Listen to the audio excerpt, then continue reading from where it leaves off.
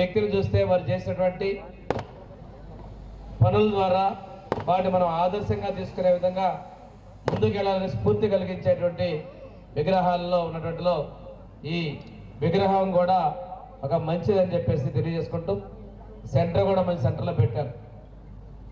ముఖ్యమంత్రి చంద్రబాబు నాయుడు గారు ఎప్పుడు కూడా కేంద్ర రాజకీయాల గురించి మాట్లాడేటప్పుడు వాజ్పేయి గారితో తనకున్న అనుబంధం, వారిద్దరూ కలిసి రాష్ట్ర అభివృద్ధిలో చేసినటువంటి తోడ్పాటు, దాంతోపాటు వారిద్దరూ కలిసి చేసినటువంటి మేధోపదంలో దేశంలో కలిగే సంస్కరణలు చాలా సందర్భాల్లో ముఖ్యమంత్రి గారితో షేర్ చేసుకోవడం చంద్రబాబు నాయుడు గారు మనం మాతో అయితే చాలా సందర్భాల్లో ప్రస్తావించారు. మొన్న ప్రత్యేకించి ఇది ఏదైతే మన రాష్ట్ర బీజేపీ అధ్యక్షులు చేపట్టేటువంటి అటల్ మోడీ సుపరిపాలనా యాత్ర, అటల్ ఆశయం మోదీ సాధ్యమైనటువంటి ఈ యాత్ర గురించి ముఖ్యమంత్రి చంద్రబాబు నాయుడు గారు, అదేవిధంగా బీజేపీ జనసేన నాయకులందరూ కూడా టెలికాన్ఫరెన్స్ తీసుకున్నప్పుడు కూడా వారికి ఉన్నటువంటి అనుబంధాలు కూడా ఆ వాజ్పేయి గారి గురించి చంద్రబాబు నాయుడు గారు అందరూ నాయకులతో కూడా చాలా షేర్ చేసుకోవడం జరిగింది. ముఖ్యంగా మనం ఉన్నటువంటి రోడ్డు, ఈ రోడ్లో ఏదైతే ఉందో ఇది అటల్ బిహారీ మన స్వర్ణ చతుర్భుజలో ఒక భాగమైన ఆ రోడ్లోనే వాజ్పేయి గారి విగ్రహం పెట్టుకోవడం కూడా అది యాదృచ్ఛికో కాకతాళీయమో కానీ వారి ఆలోచన మీదలో వచ్చిన రోడ్లోనే మనం ఆ విగ్రహాన్ని ఏర్పాటు చేసుకున్నాం. దీంతో పాటుగా టెలికమ్యూనికేషన్ రంగంలో కావచ్చు, రక్షణ రంగంలో కావచ్చు, అదేవిధంగా మనీ లాండరింగ్ చట్టాల్లో కావచ్చు, ఇలాంటి వాటిని తీసుకొచ్చి మనకి చరిత్రలో కొన్ని సంస్కరణలకు ఇవే ఇలాంటివి చాలా ఉన్నాయి. మహిళాభివృద్ధితో పాటు రాష్ట్రాలకు ఇచ్చినటువంటి హక్కులు, స్వయం ప్రతిపత్తి రాష్ట్రాలకు ఇచ్చినటువంటి హక్కుల విషయంలో కావచ్చు, కొత్తగా ఉన్నటువంటి ట్యాక్సేషన్ కావచ్చు, ఇలాంటి ఎన్నో సంస్కరణలు తీసుకొని రావటం, అదేవిధంగా కేంద్ర రాష్ట్ర సంబంధాలతోటి సంకీర్ణ ప్రభుత్వం ద్వారా సంకీర్ణ భాగస్వాముల్ని ఒప్పిస్తూ సమర్థవంతంగా నిర్వహించారు. 3 పర్యాయాలు ప్రధానమంత్రిగా చేసి ఈ భారతీయ జనతా పార్టీ ద్వారా ఈరోజు ఈ స్థితికి తీసుకురావడంలో ఒక ఆద్యులుగా వారి యొక్క కృషి, పట్టుదల, నిబద్ధతను కూడా మనం ఒకసారి మన్నం చేసుకోవాల్సిన ఆవశ్యకత ఉంది. ఇటువంటి ఆదర్శమూర్తుల్ని ఈ రోజున బీజేపీ మంచి కార్యక్రమం తీసుకొని ఈరోజు మన రాష్ట్రంలో 20 జిల్లాల్లో 20 చోట్ల అటల్ బిహారీ వాజ్పేయి గారి విగ్రహాలను ఏర్పాటు చేసినందుకు నేను మనస్ఫూర్తిగా బీజేపీ రాష్ట్ర పార్టీని నేను అభినందిస్తా ఉన్నాను. ఈరోజు తీసుకుంటే సంస్కరణలో భాగంగా తీసుకున్న ఈ రాష్ట్రాల అరాచక పాలన తరిమికొట్టడం కోసం ప్రధానమంత్రి మోడీ గారి సహకారంతో, అదేవిధంగా జనసేన నాయకులు ఉప ముఖ్యమంత్రి గారి పవన్ కళ్యాణ్ గారి సహకారంతో ఈ సంకీర్ణ భాగస్వామ్యానికి నాయకత్వం వహిస్తున్న చంద్రబాబు నాయుడు గారు ఎన్నికల ముందు మనం ఏదైతే చెప్పామో చెప్పిన విధంగా మనం చెప్పినటువంటి మేనిఫెస్టో అమలు చేసుకుంటూ ముందుకెళ్తా ఉన్నాం. ఈ రోజు కూడా రెగ్యులర్గా ప్రభుత్వం చేసిన సంస్కరణల మీద ఐవీఎస్ కాల్స్ రెస్పాన్స్ తీసుకోవటం, వాటి ద్వారా ఏ సంస్కరణ కింద వరకు వెళ్ళాలనే దాంతో నిరంతరం కూడా తీసుకొస్తారు. కాబట్టి ఇక్కడ ఇచ్చేసిన మీ అందరినీ కూడా ఒకటే ఎన్నికల ముందు మనం చెప్పినటువంటి సూపర్ 6 కూడా మరొకసారి మనం గుర్తు చేసుకోవాలి, ప్రజల్లో చర్చించాల్సిన అవసరం ఉంది.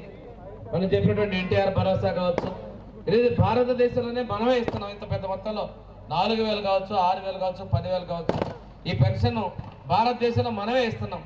దాంతోపాటుగా దీపం 2 పథకం, అన్నదాత సుఖీభవ, ప్రధానమంత్రి కిసాన్ యోజన, ఇది కూడా భారతదేశంలో ఇంతకుముందు ఏ ప్రభుత్వాలు ఏ విధంగా మనం ఇస్తున్నాం. దీంతో పాటుగా తల్లికి వందనం, అదే ఆడపడుచుల కోసం ఇచ్చినటువంటి స్త్రీ శక్తి కింద ఉచిత బస్సు ప్రయాణం, ఇలాంటి సంస్కరణతో పాటు తిరిగి అన్నా క్యాంటీన్లు ప్రారంభోత్సవం చేయడం.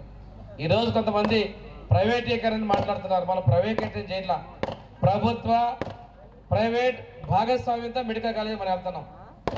వీటిని కేంద్ర ప్రభుత్వం కూడా మనకు చేసిన దానిలో ప్రోత్సహిస్తాం. ఎందుకంటే ఆర్థిక పరిస్థితులు ఇబ్బందుల్లో ఉన్నప్పుడు గతంలో కేంద్ర ప్రభుత్వం నరేంద్ర మోడీ గారు ఇచ్చినటువంటి 10 మెడికల్ కాలేజీలను పూర్తి చేయని పరిస్థితుల్లో మనం ఈ విధానం తీసుకొచ్చి 2 సంవత్సరాల్లోనే మార్కాపురం మెడికల్ కాలేజీ పెట్టబోతున్నాం. అందులో పూర్తి స్థాయిలో ఓపీ కావచ్చు, సర్వీసెస్ కావచ్చు, పూర్తి ఉచితంగా పేదలకు ఇచ్చేదానికి మన ప్రభుత్వం ఉందని కూడా ఈ సందర్భంగా తెలియజేసుకుంటూ, ఇది రాష్ట్రంలో ఉన్నటువంటిది డబుల్ ఇంజిన్ సర్కార్. ముఖ్యమంత్రి గారు పదే చెప్తారు, ఉప ముఖ్యమంత్రి గారు పదే చెప్తారు. కేంద్రంలో ప్రధానమంత్రి మోడీ గారి సహకారంతో రాష్ట్రంలో ఉన్న వనరుని సద్వినియోగపరుచుకొని పూర్తి స్థాయిలో అందించే విధంగా మనం తీసుకున్నట్టయితే మోడీ గారు తీసుకొచ్చినటువంటి మనం ట్యాక్సేషన్ మన పన్నులు తగ్గించే విధానం కావచ్చు, జిఎస్టీ తగ్గించి పేద ప్రజలకి వారు ఇచ్చినటువంటి సహకారం రాష్ట్ర వ్యాప్తంగా కార్యక్రమాలు సచివాలయం వారిగా తీసుకొని ఆ కార్యక్రమాలు ప్రజలకు చేరువ చేసే విధానంలో కావచ్చు. అదేవిధంగా అన్నదాత సుఖీభావ కార్యక్రమాలు కావచ్చు. కేంద్రం ఇచ్చేటువంటి దానిలో కేంద్రంలో ఉంది, రాష్ట్రంలో ఉంది, ఎన్డీఏ సంకీర్ణం కాబట్టి వీటన్నిటి 3 భాగస్వామ్య పక్షాలు పూర్తి స్థాయిలో ప్రజలకు చేరదీసి ఈ రాష్ట్రంలో అభివృద్ధి కోసం కంటిన్యూస్గా ప్రభుత్వం ఈరోజు మనం చూస్తున్నాం. గుజరాత్లో ఉన్నటువంటి బీజేపీ ప్రభుత్వం కంటిన్యూస్గా ఉంది. అదేవిధంగా కేంద్రంలో ఇప్పటికీ భారతీయ జనతా పార్టీ ఎన్డీఏ ప్రభుత్వం కంటిన్యూస్గా ఉంది. ఈ రాష్ట్రంలో కూడా గత 5 ఏళ్లలో ప్రభుత్వం మారిన వల్ల ఎన్ని అరాచకాలు ఎన్ని అనర్థాలు జరిగా మనం గుర్తు చేసుకొని అలాంటి దుస్థితి రాకుండా ఈ రాష్ట్ర అభివృద్ధిలో కేంద్ర రాష్ట్ర ప్రభుత్వాల సహకారంతో మనం ఎన్డీఏలో 3 భాగస్వామ్య పక్షాలు కలిసి అభివృద్ధిని సంక్షేమాన్ని అందించాలంటే ఈ రాష్ట్రంలో ఎన్డీఏ ప్రభుత్వం మళ్ళీ వరుసగా కొనసాగాల్సిన అవసరం ఉంది. ఇది చేసినప్పుడే ఏదైతే ఆ రోజు సంకీర్ణ ప్రభుత్వంలో తెలుగుదేశం బీజేపీలు కూడా భాగస్వామ్యులుగా ఉన్నాయో అటల్ బిహారీ వాజ్పేయి గారితో మన ముఖ్యమంత్రి గారు చంద్రబాబు నాయుడు గారి యొక్క ప్రయాణం, వారి యొక్క సన్నిహితం ఇవన్నిటితో పాటు మోడీ గారితో కూడా కొనసాగుతున్నటువంటిది పూర్తి స్థాయిలో మనం మాతాకి ఉన్న వాళ్ళందరూ చాలా గట్టిగా చెప్పాలి, భారత్ మాతాకి. ఎమ్మెల్యే గారికి ముందుగా ధన్యవాదాలు తెలియజేసుకుంటున్నాను. అలాగే ఈ కార్యక్రమానికి మరింత శోభ రావడానికి కారణం మన యొక్క 2 ఎమ్మెల్యేలు, మన ఉగ్ర నరసింహారెడ్డి గారికి ఏర్పడింది. విగ్రహాన్ని నేను అనంతపురంలో ఉదయాన్నే వాకింగ్ చేస్తూ ఆ విగ్రహాన్ని దగ్గరికి వెళ్ళి అడిగాను, ఎవరిది విగ్రహం అని చెప్పంటే అక్కడ తరేసింది రాజశేఖర రెడ్డి గారిది అంటే, లేదు వాజ్పేయి గారిది, చాలా సంవత్సరాల తర్వాత మర్చిపోయారు, ఆయన పెట్టారు, చాలా మహానుభావుడు అని చెప్పి ఒక సాధారణ ప్రజలు చెప్తే నాకు చాలా ఆనందం కలిగింది. అంటే ఆ విధంగా అందరూ కూడా ఆ యొక్క విగ్రహాన్ని చూసి ఆ యొక్క ఆనందాన్ని వ్యక్తపరుస్తున్నారు. ఎందుకు ఆ విధంగా అయ్యాడు అంటే, సాధారణంగా ఒక వ్యక్తి మామూలుగా ప్రధానమంత్రి అవడం గొప్ప విషయం కాదు. అంటే ఆయన చేసిన ప్రయాణం మనందరం కూడా తప్పనిసరిగా చూడాలి. ప్రతి చోట ఎగ్జిబిషన్ పెట్టాలని చెప్పి, ఆయన జీవిత చరిత్ర తెలియజేయాలని చెప్పి, ఏ విధంగా అందరినీ కలుపుకొని ముందుకు తీసుకెళ్లారనే విషయం ఆ రోజు కాంగ్రెస్ పార్టీ ఈ దేశంలో స్వతంత్రం మేమే తీసుకొచ్చాం, స్వతంత్రం తర్వాత మేమే ఈ దేశాన్ని పరిపాలించాలనే ఆలోచన ఏదైతుందో అది కాదు అని చెప్పిన వ్యక్తి మహాత్మా గాంధీ గారు. అయితే ఆ రోజు నెహ్రూ గారు అన్నారు, లేదు నేను కాంగ్రెస్ పార్టీని రద్దు చేయను, దాన్నే కొనసాగిస్తా అన్నారు. కాంగ్రెస్ పార్టీ సుమారు 1977 వరకు ఈ దేశాన్ని పరిపాలించిందంటే ప్రజలందరి మనసులో ఆ కాంగ్రెస్ ఈ కాంగ్రెస్ ఒకటి అనే అభిప్రాయం. అలాగే గాంధీ గారి వారసత్వం కూడా వాళ్ళే తీసుకున్నారు కనుక గాంధీ వారసులనే అభిప్రాయం. ఈ రెండుకి కారణంగానే కాంగ్రెస్ సుమారు ఈ దేశాన్ని 35 సంవత్సరాల పైగా నిరాఘాటంగా పరిపాలించిన విషయం మనందరం కూడా తెలుసుకోవాలి.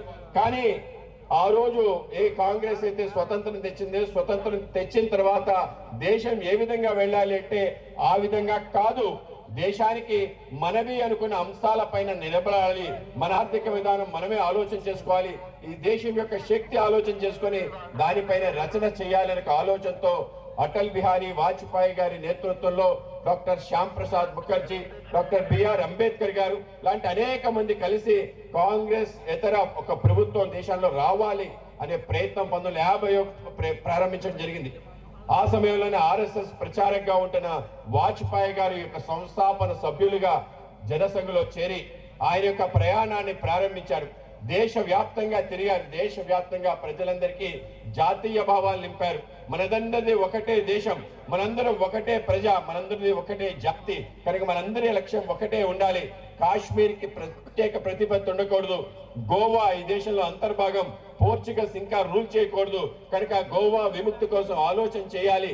ఆ విధంగా ఆలోచన చేసి పోరాటం చేయడం కారణంగానే 1961లో వాజ్పేయి గారు గోవా విముక్తి ఆందోళన 59లో ప్రారంభించి ఆయనే స్వయంగా వెళ్లి అక్కడ పోరాటం చేయడం కారణంగా అక్కడ పోర్చుగీస్ సైన్యం యొక్క పోరాటంలో సుమారు మన కార్యకర్తలు 17 మంది బలిదానం కాబడ్డారు.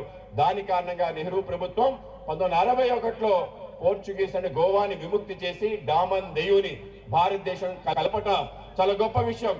కాశ్మీర్ కోసం ఆందోళన చేశారు, కాశ్మీర్ లో అరెస్ట్ అయ్యారు. కాశ్మీర్ భారతదేశంలో పూర్తి భాగస్వామి, దాని 370 అధికరణ రద్దు చేయాలని పెద్ద ఎత్తున ఉద్యమం చేసిన వ్యక్తి. ఆ విధంగా దానికోసమే ఆయన చివరి వరకు పోరాటం చేశారు. మన ప్రియతమ ప్రధాని నరేంద్ర మోడీ గారి నేతృత్వంలో 2019 ఆగస్టు 5-6 తారీఖుల్లో ఒక అద్భుతం మనందరం చూడటం జరిగింది. 375 కన్నా రద్దు చేయటం, 35A రద్దు చేయటం కారణంగా పూర్తి స్థాయిలో కాశ్మీర్ భారతదేశ విలీనమైంది. అటల్ బిహారీ వాజ్పేయి గారి యొక్క కళ సాకారమైంది. అందుకే ఏ కళ అయితే ఆయన జీవితంలో మొదటిసారి చేశాడో ఆ కళని పూర్తి చేసిన వ్యక్తి నరేంద్ర మోడీ గారు. కనుకనే ఈ కార్యక్రమానికి అటల్ మోడీ సుపరిపాలన యాత్రను పెట్టడం జరిగింది. అటల్ బిహారీ వాజ్పేయి గారు మొదటిసారి పార్లమెంట్కి వెళ్ళి ఆయన మాట్లాడిన మాట, ఆయన మాట్లాడిన విధానం, ఆయన అనేక చతురోక్తులు, ఆయనకుండే ఏదైతే కవి హృదయం ఉందో అనేక రకాల కవితలు చెప్పినట్టే మొత్తం పార్లమెంట్ అంతా కూడా ఆయన సమ్మోహన శక్తికి అందరూ కూడా ఫిదా అయిపోవడం జరిగింది. ఆ రోజు దేశ ప్రధాని నెహ్రూ గారు చెప్పారు, భావి భారత ప్రధాని ఈ యువకుడు అవుతాడని చెప్పాడు. అది ఆ విధంగా సుమారు 50 సంవత్సరాల తర్వాత 1996లో ఆయన దేశ ప్రధానమంత్రి అయ్యాడంటే ఏ విధంగా ఆయన పార్లమెంట్ లో ఆయన వాగ్బాణాలు ఉండేవో మనందరూ కూడా ఊహించుకోవచ్చు. ఆ విధంగా ప్రారంభించిన వాజ్పేయి గారు పార్లమెంట్ లో ఆయన ప్రవేశపెడుతూనే చెప్పాడు, నేను బలరాంపూర్ నుంచి గెలిచాను, కానీ నేను గెలవడానికి ఆనందపడలేదు, ఓడిపోయాను. మధుర అనే నియోజకవర్గం నుంచి పోటీ చేశాను, ఓడిపోవడానికి నేను చాలా ఆనందపడుతున్నానని చెప్పాడు. Local to global news at your finger tips. మీ చేతిలో ఒక ఆయుధం. Download Raw TV app. Media legend Ravi Prakash is back.